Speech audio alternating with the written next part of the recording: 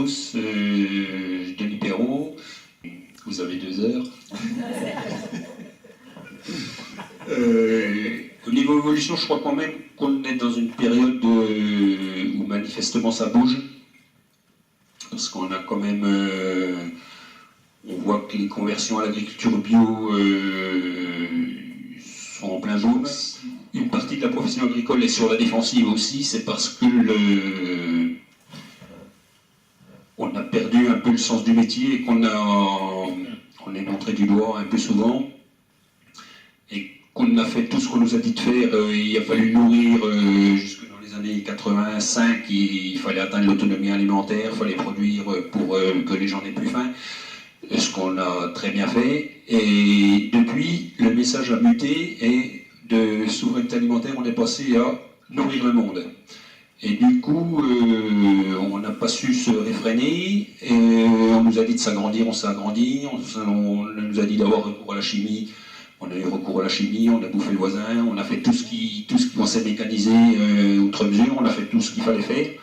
Et aujourd'hui, on s'aperçoit que ça va pas mieux du tout pour les paysans. On ne peut pas passer du point A au point B, c'est-à-dire il faut produire pour nourrir le monde, au point B, je produis proprement pour une agriculture locale, sans traverser la vallée du doute, pour parler comme un sociologue. Et je crois qu'aujourd'hui, il y a un paquet de paysans qui sont dans la vallée du doute, et c'est extrêmement difficile à vivre. Donc, je pense que le plus gros frein est dans notre camp. Non. Cela dit, bon, nous, à la Confédération paysanne, on travaille plutôt beaucoup plus avec les assos environnementales. C'est pas noir et blanc, quoi. C'est beaucoup plus compliqué que ça. Mais je pense qu'on a tout intérêt quand même à arriver à bosser ensemble, a priori plutôt au niveau d'un territoire, ouais, pour essayer de réfréner un peu les penchants naturels des uns et des autres. Le national, à mon avis, peut être une vraie opportunité pour le coin, parce que c'est ça ou rien, quoi. J'ai quand même l'impression qu'autrement, le Châtillonnais est relativement mal barré.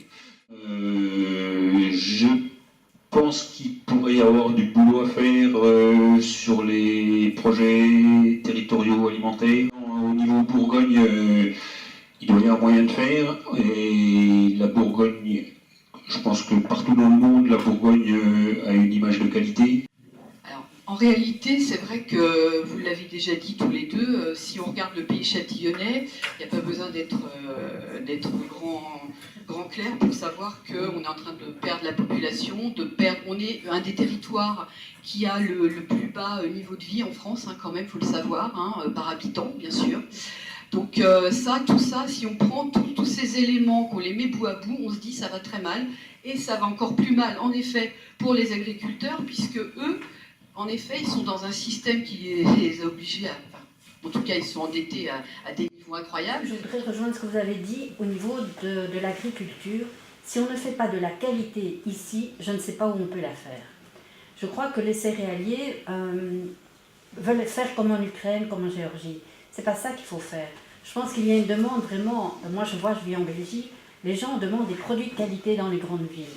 Et donc, je pense que si on ne fait pas ça dans ces régions-ci, je ne sais pas où on le fait ailleurs dans le monde. Une mentalité aussi qui doit s'opérer. Des études ont été faites en Belgique et des statistiques où, il y a 20 ans, dans les budgets des ménages, le budget numéro 1 pour la Belgique, c'était le logement, parce qu'il y est cher. En 2, c'était la nourriture. En 3, il y avait les transports, les moyens de locomotion. En 4, les loisirs. Même sondage fait il y a 2 ans. En 1, le logement. En 2, les loisirs. En 3, autre chose. Et en 4, la nourriture. Donc là, il y a vraiment un chemin à faire, parce que les gens doivent accepter que pour avoir de la qualité, ils doivent mettre le prix. Si la Bourgogne ne peut pas faire une agriculture de qualité, je ne vois pas où. Ça, c'est intéressant, enfin, de votre point de vue. Et ça, j'aimerais bien savoir ce que vous en pensez. Est-ce qu'effectivement, justement, quand on est sur du plateau châtillonnais, alors avec une terre quand même d'une rentabilité relativement, on on va dire, médiocre par rapport à d'autres sites, d'autres régions. Comment vous pouvez répondre à ça? Est-ce que c'est vraiment le destin de la Bourgogne de faire quelque chose? Est-ce que c'est possible internationalement? Est-ce qu'il y a des difficultés pour y arriver? On a considéré que la nourriture ne doit rien coûter. Et on entend couramment, les gens font leurs courses, et on entend couramment, la bouffe coûte cher. Alors que non, faites un malheureux bout de jardin et comptez les heures que vous passez dedans, et puis regardez le prix que vous reviendrez vos légumes si vous valorisez l'heure avec 15 € de l'heure. On se nourrit pour pas cher. Le pendant, c'est qu'on se nourrit avec la nourriture qui n'est peut-être pas au top. Mais hélas, si on fait une caméra cachée dans une grande surface et qu'on regarde entre le poulet label et puis le poulet à 4 € le kilo, j'ai bien peur qu'il y ait un paquet de gens qui prennent le poulet bas de gamme. Et là, ici, on va avoir la prétention de se dire qu'on fait partie d'un public averti.